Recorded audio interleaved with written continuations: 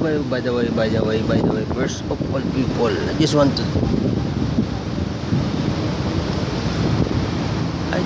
to greet all of you people. Good morning, good noon, good afternoon, and once again, good evening. Narito ako sa napakagandang place sa Makati na naman.